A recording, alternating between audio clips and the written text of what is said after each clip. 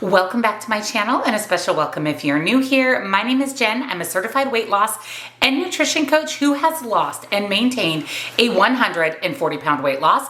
And today we're going to talk about grains on a lower carb diet. You might be thinking, I can't eat grains if I'm on a lower carb diet. You absolutely can. And today we're going to talk about 9 grains that are actually lower in carbs and really beneficial for weight loss. So if you're excited, give this video a big, huge thumbs up. Make sure you're subscribed, your bell notification is turned on because I upload new videos every Tuesday and Thursday. Down in the description box, I will link nutrition coaching. Highly, highly recommend those personalized macros and calories. That is what I follow to lose and maintain my 140-pound weight loss, as well as one-on-one coaching for questions, accountability, or just to talk with me directly. Links, discounts to my favorite healthy things are also down in that description box.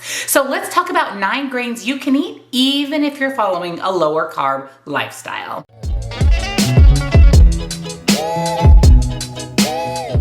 Grains are typically completely off limits for most low carb diets. Now, I don't promote low carb dieting in general. I think everything in moderation. However, some people thrive on a lower carb approach and a higher protein approach to weight loss. I definitely eat a high protein, moderate carb diet. So I was really excited to be able to share 9 whole grains that actually are lower in carbs and truly beneficial even on a low carb diet. So let's go ahead and jump right in. Number 1 is going to be oats. Rolled oats, steel cut oats. You may be surprised by this one because most people think rolled oats are extremely high in carbs, which they are. But what you have to remember is when you pair a carbohydrate with fiber, it actually slows the digestion of the carbohydrate in your body. It also reduces or eliminates the blood sugar spike relating to carbohydrates. So honestly, if your carb that you're choosing has a good amount of fiber, it can be something you can consume even on a low carb diet. Also, when people follow a low carb diet, they typically track net carbs. Net carbs are essentially that your body absorbs from the foods that you're eating. So typically what people will do is they'll take the total carbs, subtract the fiber, and that's what's going to give them the net carbs. Now, I follow macros and calories. We track total carbs, but it's all personal preference.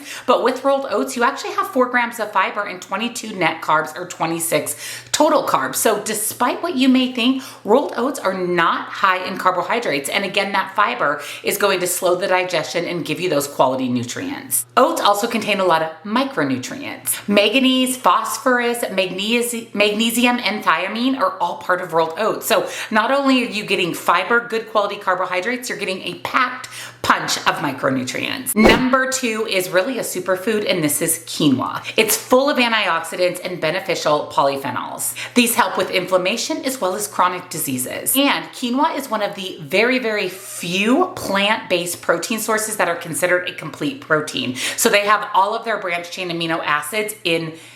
That's what's considered a whole protein versus a not complete protein. And quinoa is one of those plant-based foods that's a complete protein. So that is why it's known as a superfood and can be incorporated in a lower carb approach to eating. Number 3 is bulgur. I actually just had bulgur as part of my dinner yesterday. This is really an underrated high quality grain. Bulgur is actually made from cracked wheat berries. It's extremely easy to prepare and it's extremely nutritious. It's a great source of manganese, iron, magnesium, and B vitamins. 1 cup's going to give you 8 grams of fiber. So again, because it's packed with fiber, it's a slow digesting, non-blood sugar spiking carbohydrate choice. Number 4 is another one that is kind of newer to me, but I've heard amazing things about it, and that is millet. Millet, similar to bulgur, is high in antioxidants and polyphenols, and is actually a grain used all over the world. It's a coveted grain in some countries. It can help prevent chronic illnesses like type 2 diabetes when consumed on a regular basis. There's a couple of grams of fiber in millet per serving and a lot of vitamins and minerals. Again, it's something that can be incorporated in soups, stews. You can even eat it on its own, similar to bulgur. Number 5 is one of the grains I love, and this is couscous. It's made from semolina flour and durum wheat. It's a staple in Middle Eastern and Moroccan countries. It is packed with selenium, one of the nutrients that we don't get a lot in our food. It plays a crucial role in heart health, thyroid function, immune health, and more. So selenium is something we should be consuming as part of a healthy diet, and it's full, and couscous is full of it. There's manganese, copper, thiamine, so many amazing nutrients in couscous, and is relatively low in carbohydrates, again, due to its fiber content. Number 6 is wild rice. Now, rice is one of those things that people are like, I can't have that if I'm on a lower carb diet, but wild rice is going to give you a lot of those micronutrients and minerals that you don't find in just typical white rice. Wild rice is actually significantly lower in carbs than other rices, and it contains 3 grams of fiber, 1 cup